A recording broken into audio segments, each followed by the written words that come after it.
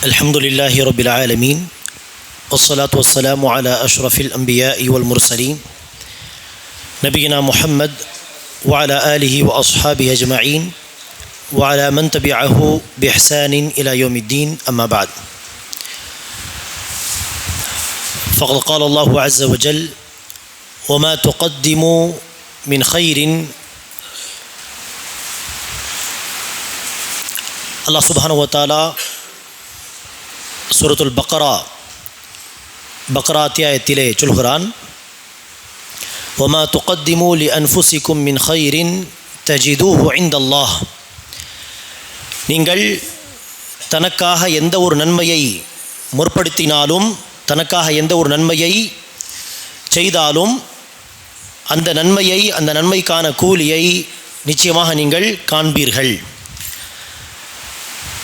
அன்பானவர்களே, நாம் செய்யக்கூடிய நன்மைகள் ஹைர் நல்லறங்கள் என்பது இரண்டு வகைப்படும். ஒரு வகை நாம் அல்லாஹ்வுக்கு செய்ய வேண்டிய வணக்க வழிபாடுகள், இதுவும் நன்மைதான், ஹைர் தான். அதே போல சக மனிதர்களுக்கு நாம் செய்யக்கூடிய நன்மைகள் அதுவும் ஹைர் தான், நற்செயல்தான்.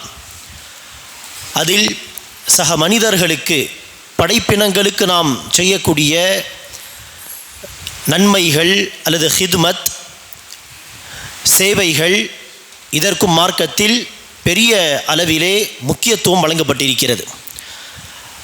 அல்லாஹ் சுப்ஹானஹு வ தஆலா குர்ஆனிலே பொதுவாகவே சொல்கிறான், வதஆவனு அலல் பிர்ரி வத்தக்வா, நன்மையான காரியங்களில் தக்வா சம்பந்தப்பட்ட விஷயங்களில் ஒருவருக்கொருவர் உதவி செய்யுங்கள். அதேபோல் அல்லாஹ் சுப்ஹானஹு வ தஆலா சில குறிப்பிட்ட மனிதர்களுக்கு செய்ய வேண்டிய சேவைகளில் சில குறிப்பிட்ட விஷயங்களையும் குர்ஆனிலே நமக்கு வலியுறுத்துகிறான், கட்டளையிடுகிறான். உதாரணத்திற்கு மை யஷ்ஃபா ஷஃபாஅத்தன் ஹஸனத்தன், எவர் ஒருவர் நன்மையான ஒரு காரியத்திலே சிபாரிசு செய்வாரோ, ஒரு சிபாரிசு செய்தால், ஒரு வார்த்தை பேசினால் ஒருவருடைய காரியம் நிறைவேறும், ஒருவருடைய காரியம் என்பது இலகுவாகும் என்று சொன்னால் ஒரு 2 வார்த்தை சிபாரிசு என்கிற அடிப்படையில் 2 வார்த்தை பேசுவது, ஒருவருடைய காரியத்தை இலகுவாக்குவதற்காக வேண்டி முற்படுவது. ஆக இப்படி எவர் ஒருவர் நன்மையான விஷயத்தில் சிபாரிசு செய்வாரோ அவருக்கு நன்மையின் ஒரு பங்கு கிடைக்கும். வமன் யஷ்ஃபா ஷஃபாஅத்தன் ஸய்யிஅத்தன், எவர் ஒருவர் தீமையான விஷயத்தில் சிபாரிசு செய்வாரோ, அநீதியான விஷயத்தில் யாருக்கு ஒரு ஹக்கு போய் சேர வேண்டுமோ அவர்களுக்கு அதை கொடுக்காமல், அவர்களுக்காக பாடுபடாமல், யாருக்கு ஹக்கை இல்லையோ, உரிமையே இல்லையோ அவர்களுக்கு அந்த விஷயத்தை வாங்கி தருவதற்காக அநீதியான முறையில் சிபாரிசு செய்தால் அந்த பாவத்திற்கான ஒரு பங்கும் அவருக்கு சேரும் என்பதாக அல்லாஹ் சுப்ஹானஹு வ தஆலா சொல்கிறான். ஆகவே நன்மையான விஷயத்தில் சிபாரிசு செய்வது என்பது மனிதர்களுக்கு நாம் செய்யக்கூடிய ஒரு சேவைதானே. இப்படி அல்லாஹ் சுப்ஹானஹு வ தஆலா குர்ஆனிலே பொதுவாக ஒருவருக்கொருவர் உதவி செய்யுங்கள் என்பதாகவும், சில குறிப்பிட்ட விஷயங்களிலே பிறருக்கு உதவி செய்யுங்கள் என்பதாகவும் வலியுறுத்துகிறார். நபி ஸல்லல்லாஹு அலைஹி வஸல்லம் அவர்களும் ஹதீஸில் பலவிதத்திலே பிறருக்கு உதவி செய்வதை நமக்கு வலியுறுத்துகிறார்கள். படைப்பினங்களுக்கு உதவி செய்வது, மனிதர்கள் மாத்திரமல்ல, மனிதர்கள், மிருகங்கள், எதுவாக இருந்தாலும் பிறருக்கு உதவி செய்வது என்பதற்கு மகத்தான கூலி உண்டு. சொல்லப்போனால் பிறருக்கு உதவி செய்வது ஈமானின் ஒரு பங்கு, ஈமானின் ஒரு பகுதி. நபி ஸல்லல்லாஹு அலைஹி வஸல்லம் அவர்கள் ஒரு ஹதீஸில் சொல்கிறார்கள், ஈமானுக்கு 70க்கு மேற்பட்ட கிளைகள் உண்டு. அதில் மிக உயர்ந்த கிளை, ஈமானின் மிக உயர்ந்த பகுதி தான் லா இலாஹ இல்லல்லாஹ் என்று சாட்சி சொல்வது.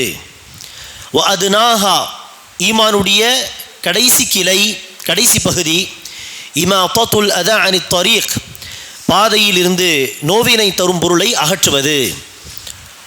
ஆகவே லா இலாஹ இல்லல்லாஹ் சொல்வது கொள்கை என்று சொன்னால், பாதையில் கிடக்கும் நோவினை தரும் பொருளை அகற்றுவது இது சமூக சேவை, மனிதர்களுக்கு சக மனிதர்களுக்கு செய்யக்கூடிய சேவையாகும், ஹிதுமத்தாகும். அதையும் ஈமானின் ஒரு பங்கு என்பதாக நபி ஸல்லல்லாஹு அலைஹி வஸல்லம் அவர்கள் குறிப்பிடுகிறார்கள்.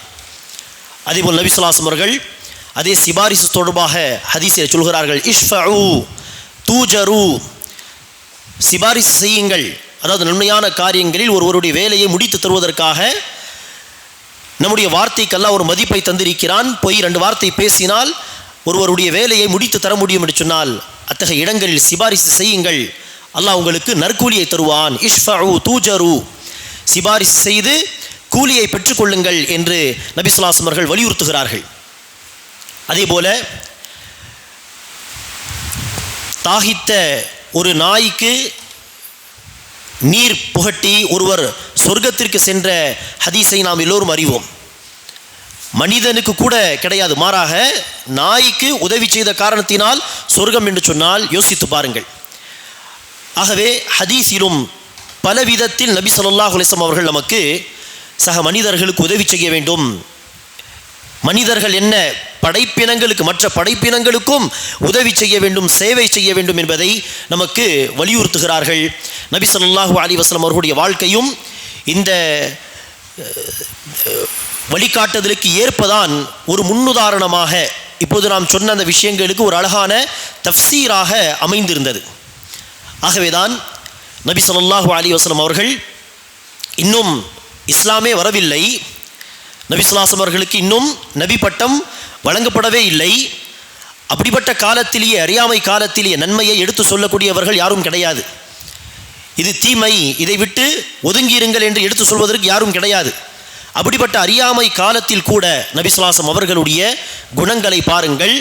சமூக சேவையில் நபி ஸல்லல்லாஹு அலைஹி வஸல்லம் அவர்களுடைய பங்களிப்பை பாருங்கள். நபி ஸல்லல்லாஹு அலைஹி வஸல்லம் அவர்கள் 25 வயது ரசூலுக்கு இருக்கும் பொழுது, 20 அல்லது 25 வயது இருக்கும் பொழுது, அந்த காலகட்டத்தில் நபி ஸல்லல்லாஹு அலைஹி வஸல்லம் அவர்கள் சமூக சேவை செய்வதற்காக வேண்டி ஒருவர் நினைச்சுகிறார். அப்துல்லா பின் ஜுதான் என்கிற ஒரு நபர் தன்னுடைய வீட்டில் சில மக்களை அழைத்து, கண்ணியமான சில மக்களை தன்னுடைய வீட்டில் அழைத்து, மக்காவில் இருக்கக்கூடிய அனாதைகளுக்கு நாம் உதவி செய்யலாம் வாருங்கள், விதவை பெண்களுக்கு பாதுகாப்பு கொடுக்கலாம் வாருங்கள், திருட்டு கொலை கொள்ளை போன்ற தீமைகளை குற்றங்களை இந்த நகரத்தை விட்டு தடுக்கலாம், அதை விட்டு சுத்தம் செய்யலாம் வாருங்கள் என்று அவர் சில கண்ணியமான மக்களை அழைக்கிறார். அத்தனை மக்களும் சேர்ந்து ஆம், இந்த விஷயத்துக்காக நாம் எல்லோரும் சேர்ந்து பாடுபடுவோம் என்று ஒரு இயக்கம் மாதிரி என்ன செய்கிறார்கள், ஒன்று இணைந்து செயல்படுகிறார்கள். ஒரு ஒப்பந்தம் எழுதப்படுகிறது. அதை ஹில்ஃபுல் ஃபுதூல் என்று வரலாற்று ஆசிரியர்கள் பதிவு செய்கிறார்கள். அந்த ஒப்பந்தத்திலே, ஹில்ஃபுல் ஃபுதூல் என்கிற அந்த அமைப்பிலே நபி ஸல்லல்லாஹு அலைஹி வஸல்லம் அவர்களும் கலந்து கொண்டார்கள் 20 வயது இருந்த பொழுது. ஆக நபி பட்டம் வழங்கப்படுவதற்கு முன்பாகவே நபி ஸல்லல்லாஹு அலைஹி வஸல்லம் அவர்கள் பாருங்கள், சமூக அக்கறை, மக்களுக்கு சேவை செய்ய வேண்டும், அனாதைகளுக்கு உழைக்க வேண்டும், விதவை பெண்களுக்காக வேண்டி உழைக்க வேண்டும். இஸ்லாம் வந்த பிறகு ரசூலுல்லாஹி ஸல்லல்லாஹு அலைஹி வஸல்லம் அவர்கள் இதை நமக்கு வலியுறுத்தி சொல்கிறார்கள். அஸ்ஸாஇ அலல் அர்மலதி வல் மிஸ்கீன் கல் முஜாஹிதி ஃபீ சபீலில்லாஹ். விதவை பெண்ணுக்காக அல்லது ஒரு மிஸ்கீன் ஏழைக்காக வேண்டி யாரும் முயற்சி செய்கிறாரோ, பாடுபடுகிறாரோ, அவர் அல்லாஹ்வின் பாதையில் போர் புரிபவருக்கு சமம். நின்று அதிகமாக நஃபில் தொழுபவருக்கு சமம். அதிகமாக நஃபில் நோன்பு நோக்கக்கூடிய ஒரு வணக்கசாலிக்கு அவர் சமம் என்பதாக நபி ஸல்லல்லாஹு அலைஹி வஸல்லம் அவர்கள் விதவை பெண்களுக்காக, ஏழை மக்களுக்காக, மிஸ்கீன்களுக்காக, வறியவர்களுக்காக உழைக்க வேண்டும் என்பதை வலியுறுத்துகிறார்கள். ஆனால் இந்த விஷயத்தை ரசூல் அவர்கள் இஸ்லாம் வருவதற்கு முன்பாகவே நடைமுறை செய்து காட்டினார்கள். ஆகவே ஹில்ஃபுல் ஃபுதூல் என்கிற அந்த சமூக சேவைக்காக ஒன்று சேர்ந்த அந்த மக்களில் நபி ஸல்லல்லாஹு அலைஹி வஸல்லம் அவர்களும் ஒருவராக இருந்தார். ரசூலுடைய நபித்துவத்திற்கு முந்தைய வாழ்க்கையும் இப்படி தான் இருந்தது என்பதற்கு இன்னொரு மிகப்பெரிய எடுத்துக்காட்டு, மிகப்பெரிய ஒரு ஆதாரம்தான் நபி ஸல்லல்லாஹு அலைஹி வஸல்லம் அவர்கள் மீது முதல் வஹி இறங்கியது ஹிரா குகையில். நபி ஸல்லல்லாஹு அலைஹி வஸல்லம் அவர்கள் பயந்தவர்களாக ஹிரா குகையிலிருந்து வீட்டுக்கு திரும்புகிறார்கள். இரவு நேரத்தில், ஃபஜர் தொழுகைக்கு முந்தைய நேரம், சஹருடைய நேரத்திலே, தஹஜுத் நேரத்திலே ஜிப்ரீல் அலைஹிஸ்ஸலாம் திடீரென்று அந்த குகையில் வந்தார்கள். வந்தது மட்டுமல்லாமல் நபி ஸல்லல்லாஹு அலைஹி வஸல்லம் அவர்களால் மூச்சு வாங்க முடியாத அளவுக்கு இறுக்கி கட்டி அணைத்தார்கள். அதனால் பயந்து போன நபி ஸல்லல்லாஹு அலைஹி வஸல்லம் அவர்கள் வேகமாக வீட்டுக்கு வருகிறார்கள். அப்போது ஆயிஷா ஹதீஜா ரதியல்லாஹு அன்ஹா அவர்களை பார்த்து, ஜம்மிலூனி தஸ்ஸிரூனி, போர்வையை போர்த்துங்கள் என்று சொன்னார்கள். ஹதீஜா ரதியல்லாஹு அன்ஹா உடனே போர்வையை போர்த்திய பிறகு என்ன நடந்தது, என்ன ஆகிவிட்டது என்று கேட்க நபி ஸல்லல்லாஹு அலைஹி வஸல்லம் அவர்கள் குகையில் நடந்த விஷயங்களை அறிவித்தார்கள். அப்போது நபி ஸல்லல்லாஹு அலைஹி வஸல்லம் அவர்களுடைய அந்த பதற்றத்தை பார்த்த ஹதீஜா நாயகி ரதியல்லாஹு அன்ஹா அவர்கள் ரசூலுக்கு ஆறுதல் வார்த்தைகள் சொல்ல வேண்டும் என்பதற்காக ரசூலை பார்த்து சொன்ன அந்த வார்த்தைகள் என்ன? கல்லா வல்லாஹி, ஒருபோதும் அல்ல, நீங்கள் சொல்வது போல், நீங்கள் பயப்படுவது போல் அல்லாஹ் உங்களை என்ன செய்ய மாட்டான், கைவிட மாட்டான், அல்லாஹ் உங்களை இழிவுபடுத்த மாட்டான்.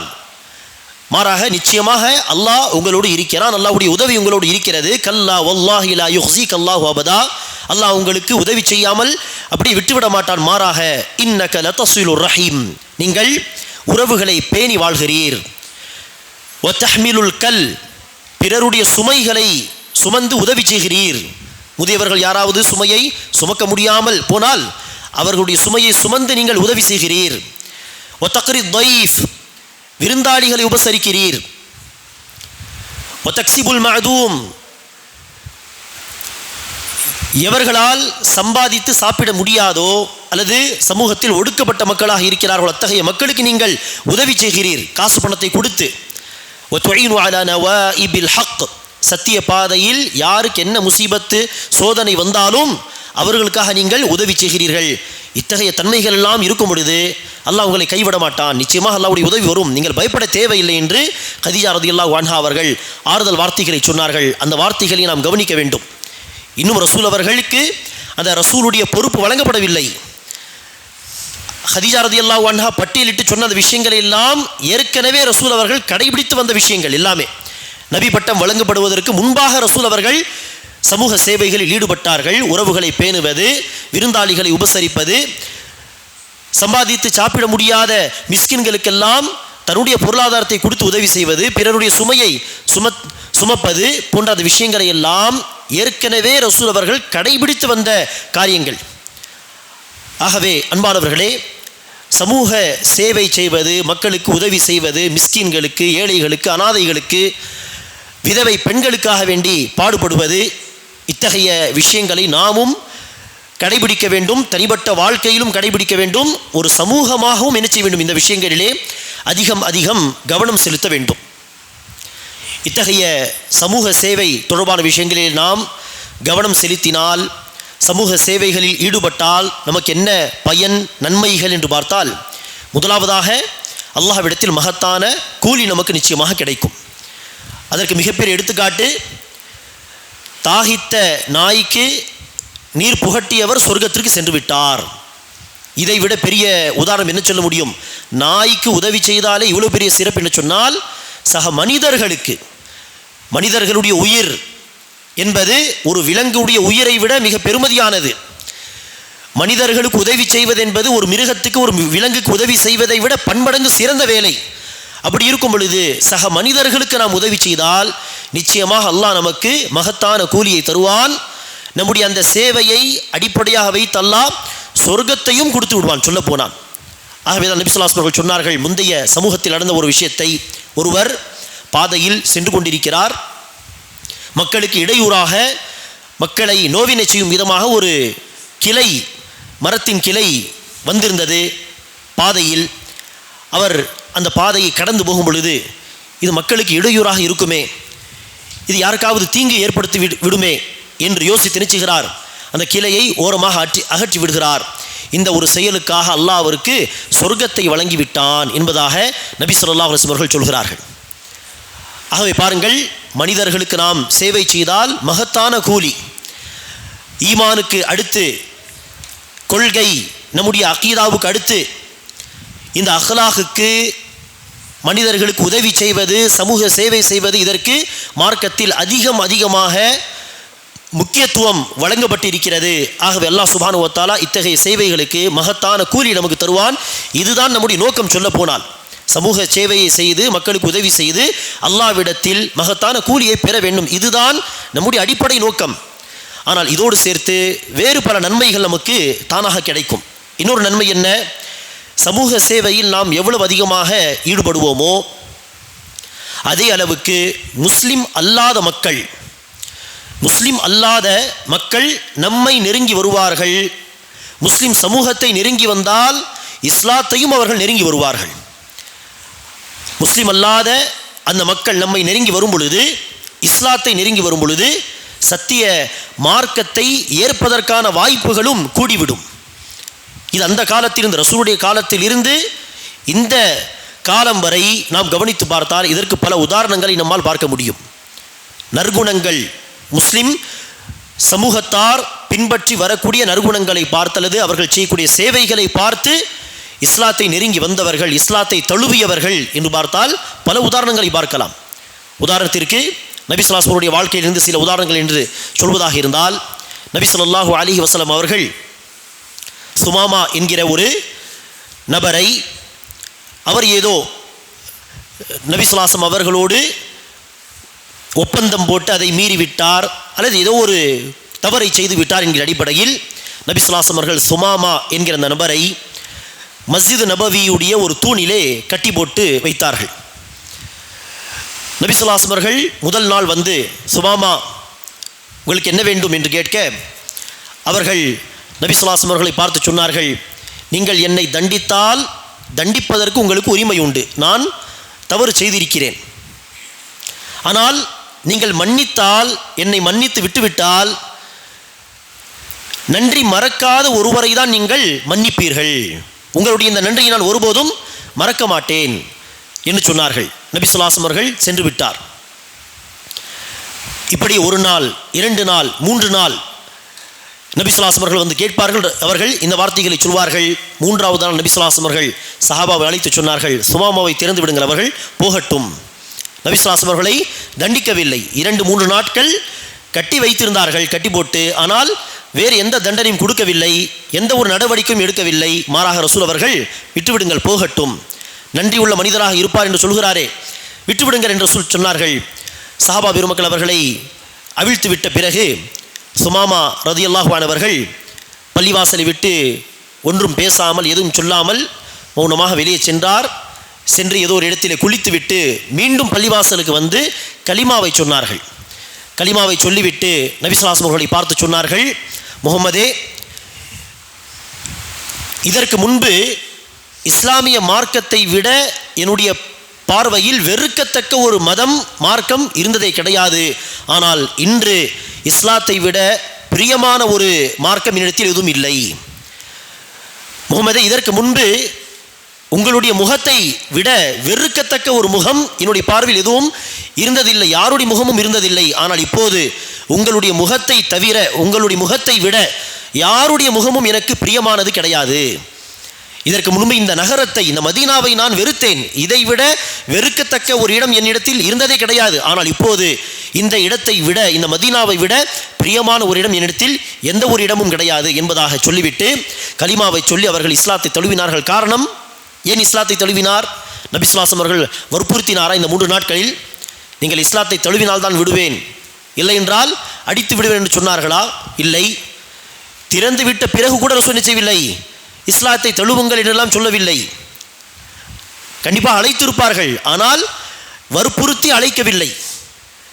மாறாக இந்த 3 நாட்கள் நபி ஸல்லல்லாஹு அலைஹி வஸல்லம் அவர்கள் என்ன செய்கிறார், சஹாபா என்ன செய்கிறார்கள், பள்ளிவாசலில் என்ன விஷயங்கள் நடக்கிறது இதெல்லாம் கூர்ந்து கவனித்த, நெருக்கமாக இருந்து ரசூலோடு சஹாபாவோடு நெருக்கமாக இருந்து இதை பார்த்த சுமாபா பின் அசால் ரலியல்லாஹு அன்ஹு அவர்கள் ரசூல் சஹாபாவுடைய அஹ்லாகை பார்த்தவர்கள் கவர்ந்து போனார்கள்.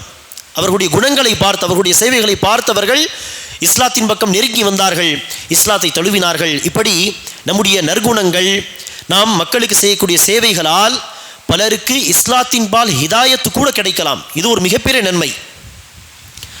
இதேபோல்தான் நஜ்ஜாஷி மன்னருடைய உதாரணத்தையும் நாம் சொல்லலாம். அபிசீனியா மன்னர், நபி ஸல்லல்லாஹு அலைஹி வஸல்லம் அவர்கள் மக்காவில் மக்கத்து காஃபிர்களுடைய அட்டூழியங்கள் அதிகமாக, நாளுக்கு நாள் அதிகமாகும் பொழுது நபி ஸல்லல்லாஹு அலைஹி வஸல்லம் அவர்கள் சஹாபாவிடத்தில் சொன்னார்கள், நீங்கள் விரும்பினால் அபிசீனியாவுக்கு ஹிஜ்ரத் செய்து போகலாம், அங்கு ஒரு மன்னர் இருக்கிறார், லா யுظலம் இந்தஹு அஹத், அவரிடத்தில் யாருக்கும் அநீதி இழைக்கப்படாது, அவர் அநீதி இழைக்க மாட்டார், அநீதி இழைக்க விடமாட்டார், நீங்கள் அந்த பகுதிக்கு போகலாம் என்று சொன்னதற்கு ஆரம்பத்தில் சில சஹாபா சென்றார்கள்.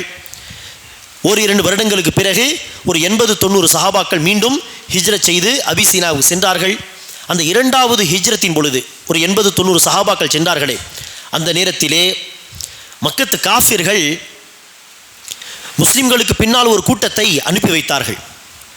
அமர் பின் ஆஸ் ரதியல்லாஹு அவர்களுடைய தலைமையில், அந்த நேரத்தில் அமர் பின் ஆஸ் ரதியல்லாஹு அவர்கள் காஃபிராக இருக்கிறார். அவருடைய தலைமையில் ஒரு கூட்டம் அபிசீனியாவுக்கு செல்கிறது. நோக்கம் என்ன? அங்கு சென்று அபிசீனியா மன்னரை, நஜ்ஜாஷி என்று சொல்வார்கள், அவருடைய பெயர் அஸ்ஹமா, அந்த அஸ்ஹமா என்கிற அந்த நஜ்ஜாஷி மன்னரை சந்தித்து, மக்காவிலிருந்து வந்த இந்த மக்களுக்கெல்லாம் அடைக்கலம் தராதீர்கள் தன்னுடைய நாட்டிலே என்று சொல்லி எப்படியாவது தடுக்க வேண்டும் என்கிற நோக்கத்தில் சென்றார்கள். ஆனால் அங்கு போய் பேசும் பொழுது நஜ்ஜாஷி மன்னரை குறித்து ஏற்கனவே ரசூல் அவர்கள் என்ன சொன்னார்கள்? அவர் அநீதி இழைக்க மாட்டார், அநீதி இழைக்க விடமாட்டார் யாரையும், மாறாக நீதமாக நடந்து கொள்ளக்கூடிய ஒரு நல்ல மன்னர் என்பதாக ரசூல் அவர்கள் சொன்னார்கள். அதுக்கு ஏற்ப அவர் நடந்து கொண்டார். வந்து இந்த மக்கள் ஏதோ சொன்னார்கள் என்ற அடிப்படையில், குரேஷியர்கள் வந்திருக்கிறார்கள், ஒரு பெரிய கோத்திரத்திலிருந்து ஒரு கூட்டம் வந்திருக்கிறது என்று உடனே அவர்கள் சொல்வதை கேட்டு ஒரு முடிவை எடுக்கவில்லை. மாறாக என்ன செய்தார்கள்? நீங்கள் என்ன சொல்கிறீர்கள் என்று விசாரித்தார்கள். அடுத்து முஸ்லிம்களை அழைத்து அவர்களிடத்தில் விசாரித்தார்கள். அழைத்து விசாரிக்கும் பொழுது முஸ்லிம்களில் இருந்து ரசூலுல்லாஹி அவர்களுடைய பெரிய தந்தை அபூ தாலிபுடைய மகன் ஜஅஃபர் ரதியல்லாஹு அன், அலி ரதியல்லாஹு அவருடைய அண்ணன், அவர்கள் முன் வந்து நஜ்ஜாஷி மன்னிடத்தில் பேசினார்கள். அப்போது நஜ்ஜாஷி மன்னர், நீங்கள் என்ன சொல்கிறீர்கள்? உங்களுடைய நபி முஹம்மது உடைய அழைப்பு என்ன என்று கேட்க, ஜஅஃபர் ரதியல்லாஹு அவர்கள் சொன்னார்கள், அறியாமை காலத்திலே நாங்கள் சிலைகளை வணங்கி கொண்டு வந்தோம், இறந்த பிராணிகளை எல்லாம் சாப்பிட்டு வந்தோம், அறியாமை காலத்தில் பலவிதமான வழிகேடுகளில் இருந்தோம். அல்லாஹ் நமக்கு மத்தியில் ஒரு தூதரை தேர்வு செய்தான். முஹம்மது ஸல்லல்லாஹு அலைஹி வஸல்லம் அவர்களை அல்லாஹ் தூதராக தேர்வு செய்து அனுப்பினான். அவர்கள் அல்லாஹ்வை மட்டுமே வணங்க வேண்டும் என்று சொல்கிறார், இறந்ததை சாப்பிடக்கூடாது என்று சொல்கிறார், உறவுகளை பேணி வாழ வேண்டும் என்று சொல்கிறார், பிறருக்கு உதவி செய்ய வேண்டும் என்று சொல்கிறார் என்று நபி ஸல்லல்லாஹு அலைஹி வஸல்லம் அவர்களுடைய போதனைகளை அங்கு என்ன செய்தார்கள்? ஜஅஃபர் ரதியல்லாஹு அவர்கள் பட்டியலிட்டார்கள். அதில் கவனிக்க வேண்டிய ஒரு விஷயம் என்ன?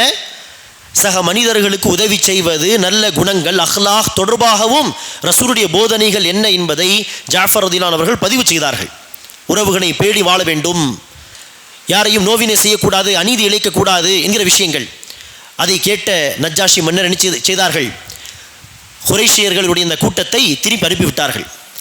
நீங்கள் சொல்வது போலெல்லாம் இந்த மக்கள் ஏதோ தவறு செய்யக்கூடிய மக்கள் போல் தெரியவில்லை, ஏதோ குற்றம் செய்துவிட்டு ஓடி வந்த மக்கள் போல் தெரியவில்லை, இவர்கள் நேரான பாதையில் தான் இருக்கிறார்கள், என்னுடைய நாட்டில் நான் இவர்களுக்கு அடைக்கலம் தருவேன் என்று தன்னுடைய முடிவில் உறுதியாக இருந்ததோடு, அடுத்து சஹாபா பெருமக்கள் பேசியது, அவர்களுடைய அழைப்பை எல்லாம் பார்த்து அவர்களும் இஸ்லாத்தை தழுவினார்கள். நஜ்ஜாஷி என்கிற அந்த அபிசீனியா நாட்டை சார்ந்த அந்த மன்னர்.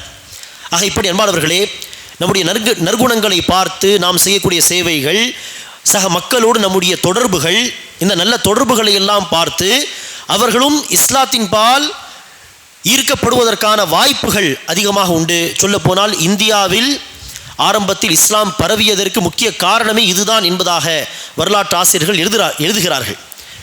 கேரளா பகுதியிலே சரி, அதே போல தானே, அந்த மும்பை அருகில் தானே என்கிற பகுதியில் சரி, அந்த காலத்தில் சஹாபாவும் வந்தார்கள் பல பேர். தாபியீன்கள் 80க்கு மேற்பட்ட தாபியீன்கள் வந்திருக்கிறார்கள் இந்தியாவுக்கு. தபு தாபியீன்கள் பல பேர் வந்திருக்கிறார்கள். அவர்களெல்லாம் இங்கு வந்து வியாபாரம் செய்யும் பொழுது அவர்களுடைய நற்குணங்கள், மக்களோடு அவர்களுடைய தொடர்புகள், இதையெல்லாம் பார்த்துதான் இஸ்லாத்தின் பால் பல பேர் அந்த காலத்தில் ஈர்க்கப்பட்டார்கள் என்பதாக வரலாற்று ஆசிரியர்கள் எழுதுகிறார்கள். ஆக அன்பானவர்கள், அதில் முக்கியமாக முஹம்மது பின் காசிம் என்கிற ஒரு தாபிஇ, அவர்களும் அந்த மும்பை சார்ந்த அந்த பகுதிகளில் தான் வந்தார்கள். அவர்களுடைய நற்குணங்கள், அவர்களுடைய அணுகுமுறை, மக்களுக்கு அவர்கள் செய்த சேவைகள், இதையெல்லாம் அடிப்படையாக வைத்து பல மக்கள், குறிப்பாக முஸ்லிம் அல்லாத பெண்கள் பல பேர் அவர்களுக்கு உறுதுணையாக நின்றார்கள், அவர்களுக்கு சப்போர்ட் செய்வதற்காக நின்றார்கள் என்பதாக வரலாற்று ஆசிரியர்கள் எழுதுகிறார்கள். ஆக அன்பானவர்களே, நாம் சமூக சேவைகளில் ஈடுபட்டால் மிகப்பெரிய ஒரு நன்மை. இந்த சமூக சேவை ஒரு மிகப்பெரிய ஒரு அழைப்பாக, தாவாவாக அமையும். சத்திய மார்க்கத்தின் பக்கம் மக்களை அழைக்கக்கூடிய ஒரு மிகப்பெரிய சிறந்த அழைப்பாக அமையும். சொல்லால் செய்யக்கூடிய அழைப்பை விட செயலால் இந்த அழைப்பு மிக தாக்கத்தை ஏற்படுத்தும். அதே போல மூன்றாவதாக, நாம் சமூக சேவைகள் அதிகமாக செய்தால், பாரபட்சம் பார்க்காமல், முஸ்லிம் மக்கள், முஸ்லிம் அல்லாத மக்கள் என்று பாரபட்சம் பார்க்காமல், எந்த சேவைகளில் இஸ்லாம் நமக்கு பாரபட்சம் பார்க்காமல் சேவை செய்யலாம் என்று சொல்கிறதோ அந்த விஷயங்களில் எல்லாம் பாகுபாடு பார்க்காமல், பாரபட்சம் பார்க்காமல் சேவை செய்ய வேண்டும், அத்தனை மக்களுக்கும் இறங்கி உதவி செய்ய வேண்டும், சேவை செய்ய வேண்டும். இதனால் நமக்கு கிடைக்கக்கூடிய இன்னொரு மிகப்பெரிய நன்மைதான், மக்கள் இஸ்லாத்தை ஏற்காவிட்டாலும் நம்மை நெருங்கி, குறைந்தபட்சம் நம்மை நெருங்கி வருவார்கள். நமக்கு எதிராக, இஸ்லாத்திற்கு எதிராக எதிரிகள் செயல்பட்டால், சூழ்ச்சி செய்தால், அந்த நேரத்தில் இஸ்லாத்தை ஏற்காவிட்டாலும் பல மக்கள் நம்மோடு கைகோர்த்து நிற்பார்கள். உதவிக்காக வேண்டி, நமக்காக வேண்டி என்ன செய்வார்கள்? பிறருக்கு பதிலடி கொடுப்பார்கள். இதற்கும் ரசூலுடைய வாழ்க்கையிலிருந்து பல உதாரணங்களை நம்மால் காட்ட முடியும். இந்த தற்போது இந்த காலகட்டத்தில் கூட இதற்கு பல உதாரணங்களை நம்மால் கண்கூடாக பார்க்க முடியும், கேள்விப்பட முடியும். நபி ஸல்லல்லாஹு அலைஹி வஸல்லம் வாழ்க்கையிலிருந்து உதாரணம் என்று சொல்வதாக இருந்தால், நபி ஸல்லல்லாஹு அலைஹி வஸல்லம் அவர்கள் அபிசீனியாவுக்கு ஹிஜ்ரத் செய்யலாம் என்று அறிவித்த அந்த காலகட்டத்தில் அபூபக்கர் சித்திக் ரலியல்லாஹு அன்ஹு அவர்கள் அபிசீனியாவுக்கு ஹிஜ்ரத் செய்ய முயற்சித்தார்கள். ஆனால் அவர்கள் ஹிஜ்ரத் செய்யவில்லை. பின்னர் ரசூலோடு சேர்ந்து தான் என்ன செய்தார்கள்?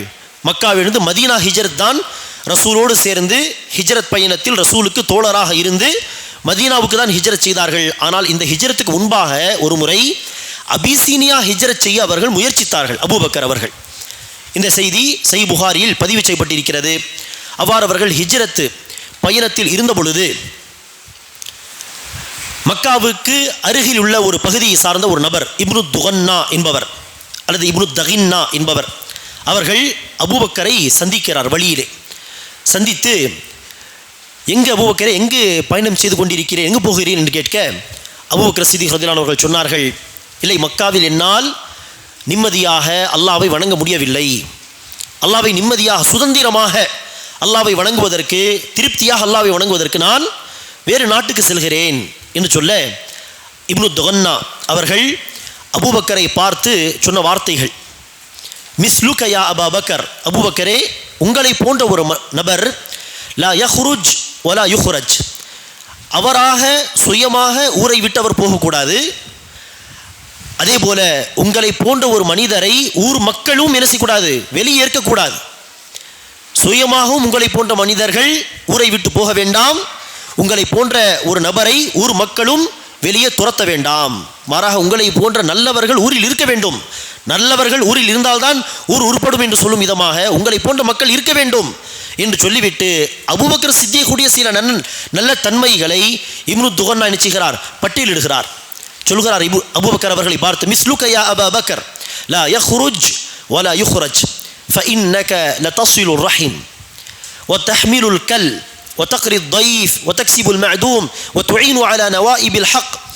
ஹதீஜா ரலியல்லாஹு அன்ஹா ரசூலை பார்த்து என்ன நற்பண்புகளை பட்டியலிட்டார்களோ அதே நற்பண்புகளை தான் இப்னு துகன்னா அபூபக்கரை பார்த்து நினைச்சார்கள், பட்டியலிட்டார்கள். நீங்கள் உறவுகளை பேணி வாழ்கிறீர், விருந்தாளிகளை உபசரிக்கக்கூடியவர்களாக இருக்கிறீர், பிறருடைய சுமையை சுமக்கிறீர், பிறருக்கு உதவி செய்கிறீர் என்று ரசூலிடத்தில் என்ன நற்குணங்கள் இருந்தனவோ அதே விஷயங்களை தான் இப்னு துகன்னா அபூபக்கரிடம் பார்த்திருக்கிறார். அதை பட்டியலிட்டு சொல்கிறார், உங்களை போன்ற ஒரு மனிதர் ஊரை விட்டு போக வேண்டாம், தயவு செய்து வாருங்கள், ஊருக்கு வாருங்கள், நான் உங்களுக்கு அடைக்கலம் தருகிறேன், நான் கேரண்டி தருகிறேன், யாரும் உங்களை தீண்ட மாட்டார்கள் என்பதாக சொல்லி மக்காவுக்கு அழைத்து வந்தார்கள்.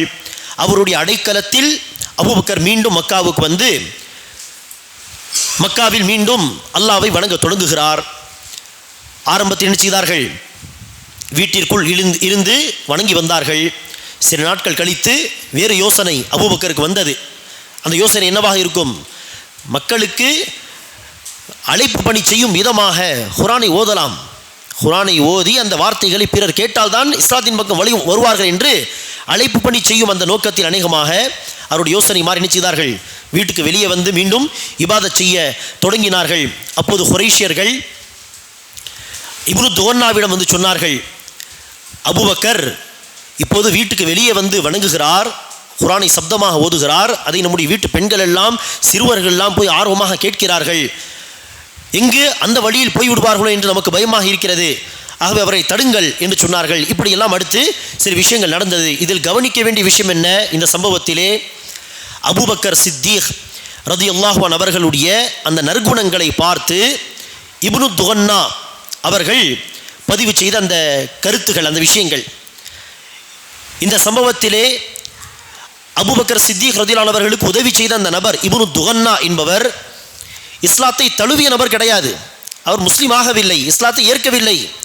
ஆனால் அபூபக்கர் சித்திக் ரலியல்லாஹு அன்ஹு அவர்களுக்கு உதவி செய்கிறார். மக்காவிற்கு மீண்டும் அழைத்து வந்து அவர்கள் அபூபக்கர் அவர்களுக்கு அடைக்கலம் தருகிறார் என்று சொன்னால் காரணம் என்ன? அபூபக்கர் சித்திக் ரலியல்லாஹு அன்ஹு அவர்களுடைய நற்குணங்கள். அந்த நற்குணங்களில் மிக முக்கியமான விஷயம் என்ன? நீங்கள் பிறருக்கு உதவி செய்கிறீர், சுமையை சுமக்கிறீர், எல்லாமே சமூக சேவை தொடர்பான விஷயங்கள். பிறருக்கு உதவி செய்வதை பல முறை பார்த்த இப்னு துகன்னா அபூபக்கர் சித்திக் ரலியல்லாஹு அன்ஹு அவர்கள் ஒரு நல்லவர், அப்படிப்பட்டவர் நம்முடைய ஊரை விட்டு நாட்டை விட்டு போகக்கூடாது, அப்படிப்பட்டவர்கள் ஊரில் இருக்க வேண்டும் என்று ஊரை விட்டு போகக்கூடிய ஒரு நபரை மீண்டும் ஊருக்கு அழைத்து வருகிறார் என்று சொன்னால் இந்த உதவிக்கு என்ன காரணம்? அபூபக்கர் சித்திக் ரலியல்லாஹு அன்ஹு அவர்களுடைய நற்குணங்கள், அந்த சமூக சேவை தொடர்பான விஷயங்கள்.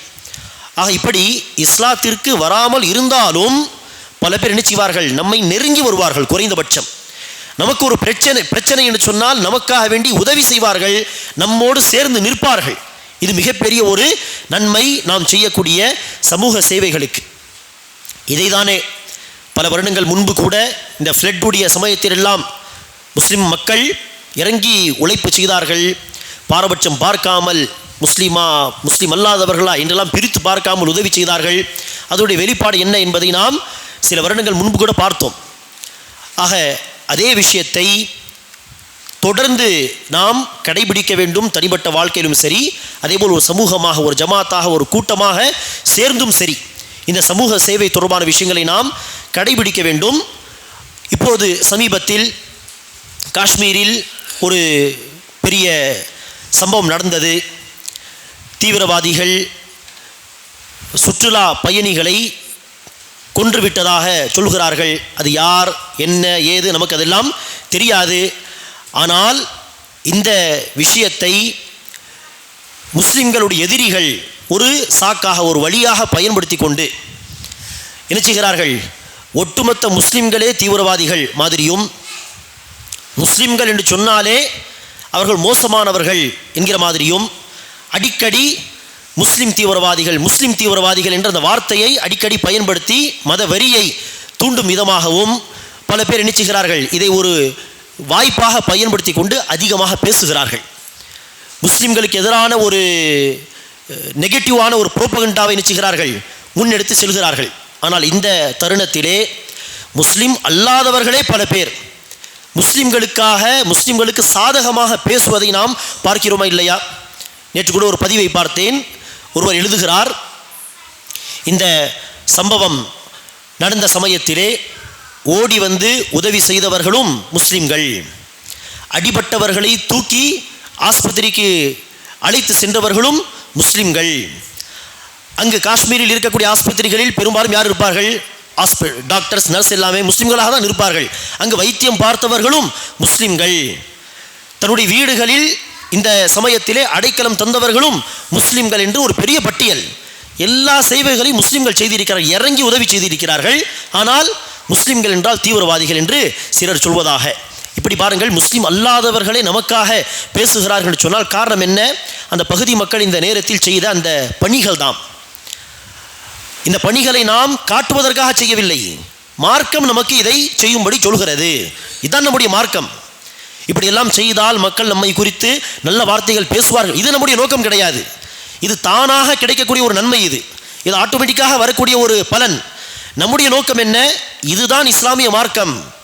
எப்படி நாம் அல்லாஹ் ஒருவனை மட்டுமே வணங்க வேண்டும் என்பதை ஆணித்தரமாக அழுத்தம் திருத்தமாக சொல்கிறோமோ, அதில் உறுதியாக இருக்க வேண்டுமோ, அல்லாஹ்வுக்கு இணை வைக்கக்கூடாதோ, ஐவேளை தொழுகை கடைபிடித்து நாம் தொழுகிறோமோ, தொழ வேண்டுமோ, இதே மாதிரி தான் சமூக சேவை செய்ய வேண்டும் என்பதும் மார்க்கத்தின் கட்டளை தான்.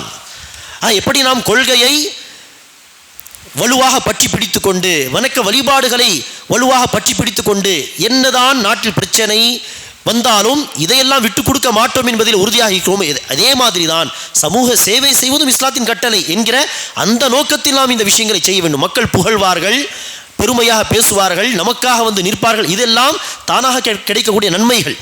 நம்முடைய நோக்கம் இதுதான் இஸ்லாமிய மார்க்கம். இஸ்லாம் இதை வலியுறுத்துகிறது. அல்லாஹ்வுக்காக வேண்டி நாம் வணங்குவது போல் அல்லாஹ்வுக்காக சமூக சேவைகளும் செய்வோம் என்று அந்த நோக்கத்தில் இந்த பணிகளை நாம் செய்ய வேண்டும், அதிகமாக செய்ய வேண்டும். அதே நேரத்தில் சமூக சேவைகளை செய்யும் பொழுது மார்க்க வரையறைக்குள் இருந்து கொண்டு தான் செய்ய வேண்டும். சமூக சேவை செய்தால் அல்லாஹ் மகத்தான கூலியை தருவான், சமூக சேவை செய்தால் மக்கள் இஸ்லாத்தின் பக்கம் வருவார்கள், சமூக சேவை செய்தால் முஸ்லீம் அல்லாத மக்களும் நமக்காக வேண்டி பேசுவார்கள், நம்மோடு நிற்பார்கள் என்றெல்லாம் சொல்லி வரம்பு மீறி எல்லாம் நினைக்கக்கூடாது. சமூக சேவை என்கிற பெயரை கொடுத்து வரம்பு மீறிய செயல்களில் நாம் போய்விடக்கூடாது. வரம்பு மீறிய செயல்கள் என்று சொன்னால் என்ன? சில பேர் நினைச்சுகிறார்கள் சமூக சேவை என்கிற பெயரிலே ஷிர்கான விஷயத்திலும் பிறரோடு சமரசமாக சென்று விடுகிறார்கள். அப்படி செய்யக்கூடாது. தன்னுடைய கொள்கையை, தன்னுடைய மார்க்கத்தின் அடிப்படை விஷயங்களை எல்லாம் விட்டு கொடுத்து அதில் சில தளர்வுகளை கொண்டு வந்து இறங்கி சமூக சேவை, இது மார்க்கத்தின் கட்டளை கிடையாது, இதற்கு மார்க்கத்தில் அனுமதியும் கிடையாது. சமூக சேவை செய்யுங்கள், ஆனால் தன்னுடைய கொள்கை விட்டு கொடுக்காமல், மார்க்கத்தின் அடிப்படை விஷயங்களை விட்டு கொடுக்காமல். ஆகவே இஸ்லாம் சொல்லக்கூடிய வரம்புக்குள் இருந்து கொண்டு சமூக சேவைகளை அதிகமாக செய்ய வேண்டும். இதனால் அல்லாஹ்விடத்தில் மகத்தான கூலி நமக்கு கிடைக்கும், சொர்க்கம் கிடைக்கும். மக்கள் இஸ்லாத்தை நெருங்கி வருவார்கள், முஸ்லிம்களை நெருங்கி வருவார்கள், முஸ்லிம்களோடு சேர்ந்து நிற்பார்கள். இஸ்லாத்தின் எதிரிகள் என்னதான் நமக்கு எதிராக சூழ்ச்சி செய்தாலும் அல்லாஹ் சுப்ஹானஹு வ தஆலா அல்லாவை நம்பிக்கை கொண்ட மக்களை கொண்டு சேவை வாங்குவது போல் அல்லாவை நம்பிக்கை கொள்ளாத மக்களை கொண்டும் அல்லாஹ் என்ன செய்வான்? இந்த உம்மத்துக்காக வேண்டிய சேவைகளை வாங்கிக் கொள்வான். அத்தகைய விஷயங்கள், அத்தகைய நன்மைகள் இந்த விஷயத்தில் உண்டு. ஆனால் அதே நேரத்தில் வரம்புக்குள் இருந்து கொண்டு செய்வது. அதே போல இத்தகைய விஷயங்கள்லாம் நடக்கும் பொழுது நாம் என்ன செய்யக்கூடாது? எதிரிகள், இஸ்லாத்தின் எதிரிகள் இஸ்லாத்துக்கு எதிராக, முஸ்லிம்க்கு எதிராக சூழ்ச்சி செய்து அவதூறுகளை பரப்புவது போன்ற விஷயங்களை அவர்கள் கையாண்டாலும் சத்தியத்தில் இருக்கக்கூடிய நமக்கு அசத்தியத்தை கையாள வேண்டும் என்கிற அவசியம் கிடையாது. அதாவது அசத்தியத்தை பயன்படுத்த வேண்டும் என்கிற தேவை கிடையாது. இது சத்திய மார்க்கம். நாம் சத்திய மார்க்கத்தில் இருக்கிறோம். சத்தியத்தை அழகிய விதத்தில், அழகிய உபதேசத்தை கொண்டு, தன்னுடைய அகலாகை கொண்டு நாம் எடுத்துச் சொல்ல வேண்டுமே தவிர அவர்கள் தவறு செய்கிறார்கள், அவதூறு பரப்புகிறார்கள் என்கிற பெயரில் நாமும் சில தவறான விஷயங்களில் இறங்கிவிடக்கூடாது. உதாரணத்திற்கு பாருங்கள், இந்த பிரச்சனை குறித்து ஒரு பதிவு போடப்பட்டிருந்தது. அதில் ஏதோ அவதூறு பேசுகிறார்கள். ஆனால் அங்கு கொல்லப்பட்ட சில டூரிஸ்ட் கொல்லப்பட்ட அந்த விஷயத்தை குறித்த அந்த பதிவிலே சில முட்டாள்கள் நினைச்சுகிறார்கள் சிரிப்பது போல் சில ஈமோஜிஸ் போடுவது. இதெல்லாம் என்னது? அங்கு அவதூறு பேசுகிறார்கள், அந்த அடிப்படையில் போட்டிருப்பார்கள். ஆனால் பார்க்கக்கூடிய மக்களுக்கு எப்படி தெரியும்? அங்கே அவ்வளோ பெரிய சம்பவம் நடந்து பல பேர் கொல்லப்பட்டிருக்கிறார்கள், ஆனால் பாருங்கள் இங்கு சிரிக்கிறார்கள் என்பதாக தான் சொல்வார்கள். அங்கே எதிரிகளுடைய சில பேச்சுக்காக வேண்டிய அந்த அடையாளங்களை போட்டிருந்தாலும் சிரிப்பது போல் அந்த சம்பவம் என்னது? ஒரு சீரியஸான ஒரு சம்பவம். அந்த நேரத்தில் நினைக்கக்கூடாது சிரிப்பது போல் அல்லது கிண்டல் செய்வது போல் என்ற வார்த்தைகள்லாம் பயன்படுத்தக்கூடாது. இதை அந்த காஃபிர்கள் செய்வார்கள், அந்த எதிரிகள் செய்வார்கள்.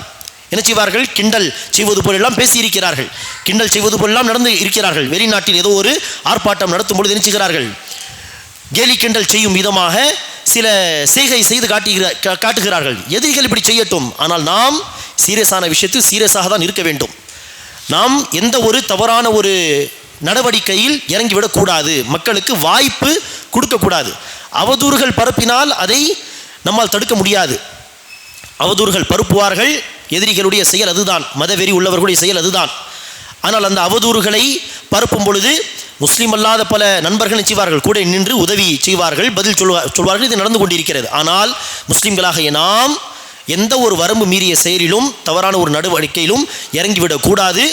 இஸ்லாம் நமக்கு என்ன ஒரு வழியை வலியுறுத்துகிறதோ இந்த வழியில்தான் நீங்கள் இஸ்லாத்தை மக்களுக்கு எடுத்து சொல்ல வேண்டும் என்று அந்த அழகிய வழியை, அழகிய உபதேசம், இதை தான் பயன்படுத்தி நாம் பிறருக்கு தன்னுடைய கருத்தை எடுத்து சொல்ல வேண்டுமே ஒழிய வரம்பு மீறிய விஷயங்களை நாம் இறங்கிவிடக்கூடாது. அல்லாஹ் சுப்ஹானஹு வ தஆலா நம் அனைவருக்கும் இஸ்லாம் வலியுறுத்தக்கூடிய இந்த சமூக சேவைகள், சக மனிதர்களுக்கு உதவி செய்வது, சக மக்களுக்கு உதவி செய்வது போன்ற விஷயங்களை தனிப்பட்ட வாழ்க்கையிலும் சரி, ஒரு சமூகமாகவும் சரி, அதிகம் இதை நடைமுறைப்படுத்தக்கூடிய பாக்கியத்தை தருவானாக. அதிகமாக சமூக சேவை செய்து அல்லாஹ்விடத்தில் மகத்தான கூலியை பெறக்கூடிய பாக்கியத்தை தருவானாக. சத்திய கொள்கையில் உறுதியாக இருந்து கொண்டு இந்த சத்திய கொள்கையை நம்முடைய நாட்டு மக்களுக்கு அதிகம் எடுத்து சொல்லக்கூடிய இஸ்லாத்தை, ரசூலுடைய வாழ்க்கையை, இஸ்லாத்தின் நற்குணங்களை எல்லாம் பிறருக்கு அறிமுகப்படுத்தக்கூடிய பாக்கியத்தை அல்லாஹ் சுப்ஹானஹு வ தஆலா நமக்கு தருவானாக. ஆமீன். வ ஆகிரு தஅவானா அல்ஹம்துலில்லாஹி ரப்பில் ஆலமீன். சுப்ஹானக்கல்லாஹும்ம பிஹம்திக அஷ்ஹது அல்லா இலாஹா இல்லா அன்த அஸ்தக்ஃபிருக வ அத்தூபு இலைக்.